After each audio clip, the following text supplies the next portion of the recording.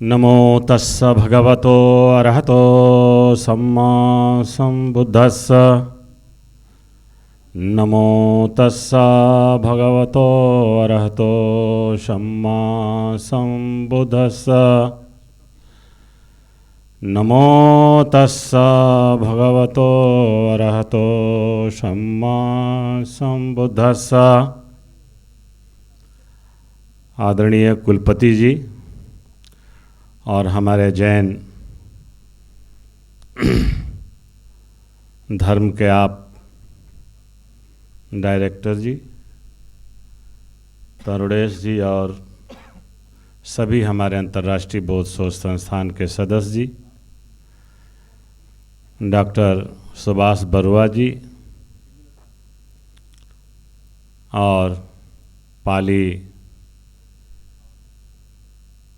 भाषा के यहाँ प्रिंसिपल के रूप में आप भिक्षु उपानंद जी, आप सभी के लिए मैं बुद्ध की करुणा मैत्री भावना से आप सबका मंगल चाहते हुए फिर एक बार आप सबके उत्तम स्वास्थ्य उज्जवल भविष्य की मैं कामना करता हूँ। अभी आपके बीच में हमारे डॉक्टर केशव थेरो जी ने सारनाथ वाराणसी से बहुत सारी प्राचीन बातों को पाली भाषा के उत्पन्न होना और उसका विस्तार होने पर काफ़ी लंबा उन्होंने चर्चा आपसे किया। हमारे बीच में छात्र छात्राएं भी हैं और उनके गार्जियन भी हैं और पाली दर्शन के विशेष रूप से जानकार लोग भी हैं और उसके प्रति सभी लोग संवेदनशील भी हैं। मैं इस अवसर पर केवल इतनी बात आपके बीच में रखना चाहता हूँ। जब कभी कहा जाता था कि भारत सोने की चिड़िया है, कभी ये कहा गया कि खुद जियो औरों को भी जीने दो, मानवता की क्या पहचान, मानो मानो एक समान। एक पूरे एशिया महाद्वीप में कि इस तरह का विचारधारा आया और उसकी अगुवाई तथागत बुद्ध ने किया। तो हम पहले आदमी हैं, उसके बाद कुछ है। तो इस अवसर पर मैं इस बात को इसलिए कहना चाहता हूं कि पूरी दुनिया में अमन और चैन की जहां तक बात आती है तो वो एक ही कॉन्सेप्ट है, वो विचार जो है वो बुद्ध का जो विचार है, बुद्ध की जो विचारधारा है। हर आदमी यही चाहता है कि हम अमन चैन से रहें, हमारे जीवन में शांति हो। तो शांति का कोई ऐसा फल किसी पेड़ की टहनियों में नहीं फलता जिसे तोड़ा जाए और लोगों को खिला दिया जाए और शांति मिल जाए। शांति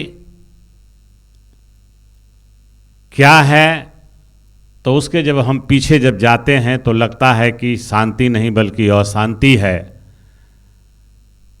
कोलाहल है, तमाम तरह के उपद्रव हैं, तमाम तरह के इस तरह के आंधी और तूफान के सरीखे जो इंसानियत को बार बार डसने का काम करते हैं। तो बुद्ध ने इस पाली भाषा में, पाली शब्द में, उस समय की पाली समकालीन जो भाषा थी, जो आज हर भाषा में थोड़ा थोड़ा जरूर वो मिलती जुलती है। तो अगर दुनिया में हम चाहते हैं कि अमन चैन रहे तो सभी छात्रों से मैं यही कहना चाहूँगा कि एक बार पाली आपने सर्टिफिकेट मिलेगा, उसका प्रमाण पत्र मिलेगा, लेकिन हम चाहेंगे कि पाली भाषा में जो बुद्ध की विचारधारा है उसे आप लोगों को पढ़ना चाहिए, क्योंकि पाली भाषा के माध्यम से तथागत बुद्ध ने आज से 2500 वर्ष पहले खुद जियो औरों को जीने दो, मानवता की क्या पहचान, मानो मानो एक समान, इसी चीज़ को देश के अंदर स्थापित करने की ज़रूरत है। लेकिन जिस देश में रहते हैं, जिस देश के समय काल परिस्थिति को अगर आज उसका अवलोकन किया जाए, देखा जाए, तो हम आदमी होते हुए भी हम आदमी की श्रेणी में नहीं हैं। कहने का यह मतलब कि हम आदमी होते हुए भी, जिसे हम इंसान कहते हैं, और इंसान की बहाली के लिए हम सारे लोगों को मिलजुल करके इस पर इधर उधर की बातों को त्याग करके, फालतू बातों का त्याग करके कैसे इंसानियत स्थापित हो सकेगी, इसके लिए अगर कोई दुनिया में सबसे बड़ा अगर कोई संदेश दिया, और दिया ही नहीं बल्कि उसको स्थापित किया, आज पूरा एशिया में बुद्ध की संस्कृति से ओतप्रोत लोग हैं और बहुत जगह उसको लाभ मिल रहा है। यहाँ तक कि भारत को भी अगर कोई धर्म गुरु के नाम से जानता है तो वो पाली का नायक, लोक कल्याण का नायक, पूरी इंसानियत का मसीहा अगर कहा जाए तो वो बुद्ध को ही लोग मानते हैं, और बुद्ध के नाम से ही भारत को धर्म गुरु के रूप में लोग जानते हैं।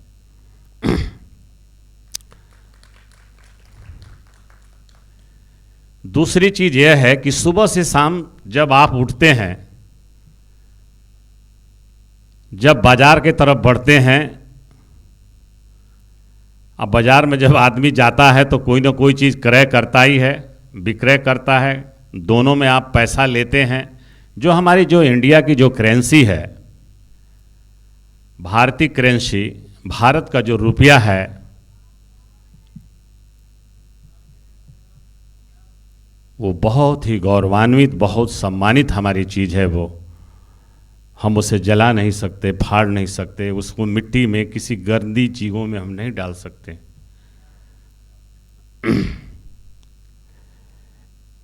लेकिन जब भी किसी सामान या वस्तु जब हम खरीदते हैं, तो जब रुपया हम देते हैं, तो जो विक्रय करने वाला मालिक होता है, पहले सामान देकर जब आप पैसा देते हैं तो उस पैसे को लेकर अपने माथे पे लगाता है।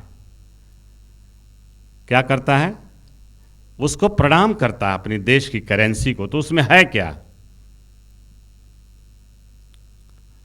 सम्राट अशोक के द्वारा स्थापित 4 आर्यशत, 4 शेर, और जो देश का चौरंगा हमारा जो ध्वज है,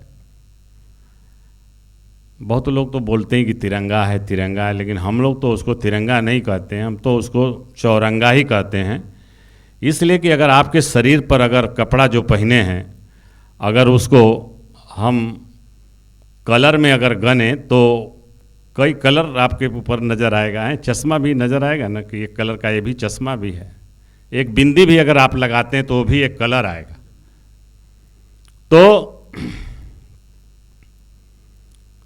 जिस करेंसी को हम सलाम करते हैं, प्रणाम करते हैं, लेकिन उसका नाम असली नहीं लेते हैं,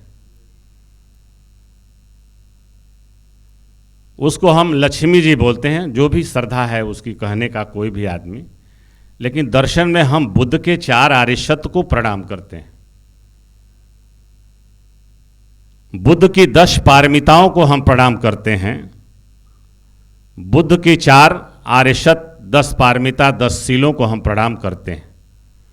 और प्रणाम करते करते हम इस बात को एहसास अपने आप को कराते हैं कि आज से हम बुद्ध की शरण में जाएंगे, धम्म की शरण में जाएंगे, संघ की शरण में जाएंगे, और शीलों का हम पालन करेंगे। 4 आर्यशत को जानकर अपने जीवन की सार्थकता को हम तय करेंगे। तो ज़्यादा समय न है मुझे नहीं है बोलने के लिए, तो बहुत सारे लोग, वक्ता लोग भी बोलने के लिए हैं। तो मैं इस बात को मैं कहूँगा कि जितने लोग आए हैं तो सही को सही कम से कम कहेंगे तो बहुत सारी बातें हमारी बीच की भ्रांतियाँ दूर हो सकती हैं। नमो बुद्धाय, जय भीम, जय भारत।